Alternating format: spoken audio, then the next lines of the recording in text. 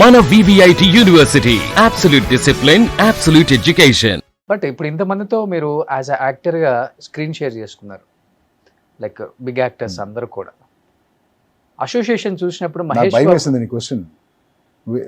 ఇంతమందితో screen share చేసుకున్నారు కదా, ఎంతమందితో bed share చేసుకున్నారు, ఇలాంటిది ఏదో అడుగుతావని భయం వేసింది నాకు. ఆ తర్వాత అడుగుతాను కావాలని. సో అడిగేవాడు నువ్వు కదా ఇలాంటి క్వశ్చన్. బట్ మహేష్ బాబు గారితో ఉన్న అసోసియేషన్ డెఫినెట్గా డిఫరెంట్గా అనిపిస్తుంది మాకు. ఇద్దరిని స్క్రీన్ మీద చూసినప్పుడు అనిపిస్తుంది. అవును.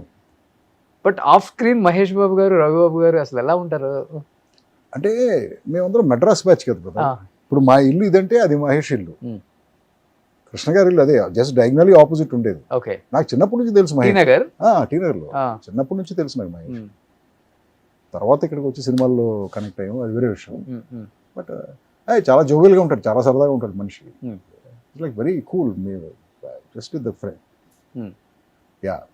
బట్ మురారిలో, సీతమ్మ వాకిట్లో, సిరిమల్ల చెట్టు ఇంచుమించు అంటే మీ కటౌట్కి, మీరు చేసిన క్యారెక్టర్స్కి, మీరు డైరెక్షన్ చేసే సినిమాలకి సంబంధం లేకుండా ఉంటాయి. మీరు యాక్ట్ చేసే సినిమాలలో ఒప్పుకోవాల్సి వస్తుందా సార్? అంటే క్యారెక్టర్ డిమాండ్ చేస్తుందా మిమ్మల్ని? డెఫినెట్గా రవిబాబు చేస్తేనే బాగుంటుంది ఈ క్యారెక్టర్ ఫీల్ అవుతారా యాక్టర్స్ కానీ డైరెక్టర్స్ కానీ? డైరెక్టర్ ఫీల్ అవ్వాలి బ్రదర్. డైరెక్టర్ ఫీల్ అయితేనే మనకి ఆ క్యారెక్టర్ వస్తుంది, లేకపోతే ఎలా వస్తుంది? డైరెక్టర్ అనుకోవాలి ఈ క్యారెక్టర్కి ఇతను. కాస్టింగ్ అంటే అదే కదా మరి.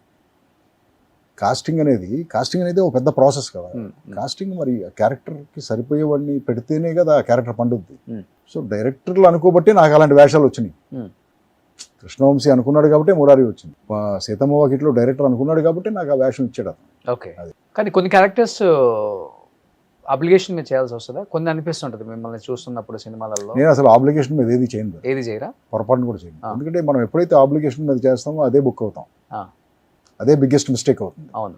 సో ఏది రాంగ్ రీజన్ కోసం చేయకూడదు బ్రదర్ లైఫ్లో. సో ద రైట్ రీజన్ కోసమే ఆ పని చేయాలి. రాంగ్ రీజన్ కోసం మనం చేసిన పనులన్నీ మనకి ఎదురొస్తాయి, ఎదురు దెబ్బ తగులుతాయి. అది నమ్ముతారు మీరు? 100%. 100%. బట్ ఎందుకంటే కంటిన్యూగా సినిమాలు చేస్తూ ఒక్కసారిగా యాక్టర్గా తగ్గించేశారు. యాక్టర్గా తగ్గించేసానంటే నాకు అలాంటి ఆపర్చునిటీస్ వస్తే చేసేవాడిని, మంచి ఆపర్చునిటీస్ వస్తే చేసేవాడిని. బట్ ఎవరు రాస్తున్నారు అలాంటి ఆథర్ బ్యాక్డ్ రోల్స్? ఇతను వేయాలి ఈ వేషం, కానీ ఇతనికి నేను రైటర్గా నేను ఈ వేషాన్ని ఇలా చెక్కి ఈ నువాన్సెస్, ఈ ఆర్కు ఇదంతా ఇలా ఉండాలని చెప్పేసి ఎవరు రాస్తున్నారు? అలా ఎవరు రాయట్లేదు కదా ఇప్పుడు కథలు.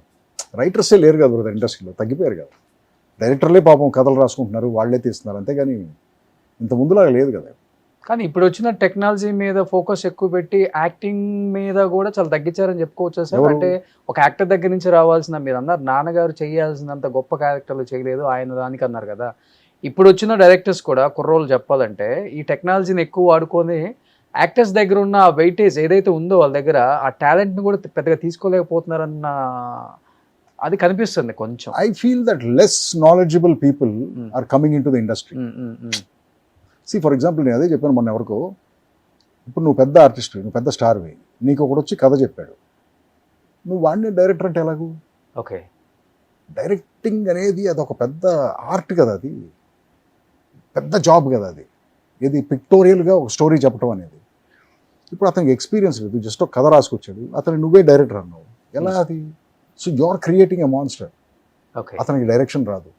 సో అతనికి డైరెక్షన్ రాదు కాబట్టి ఎవడో కెమెరామెన్ తీసుకొచ్చి పెడతావు, బాగా పెద్ద కెమెరామెన్.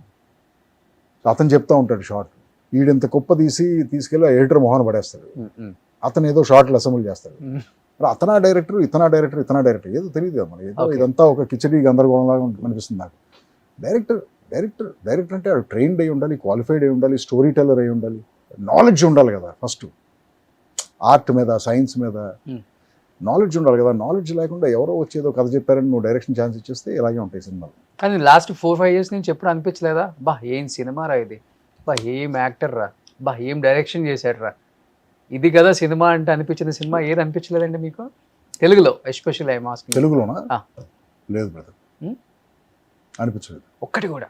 నో. పాన్ వరల్డ్ అంటున్నావు, పాన్ వరల్డ్ ఏంటి బ్రదర్? పాన్ ఇండియా అంటున్నావు, ఏది అనిపించలేదు brother. Nothing, not a single film. Okay. పోనీ హిందీలో? Dhurandhar first part was very impressive, బాగా తీశారనిపించింది. ఇంగ్లీష్లో చాలా సినిమాలు ఉంటాయి కదా, ఒకటని కాదు కదా, చాలా సినిమాలు ఉంటాయి.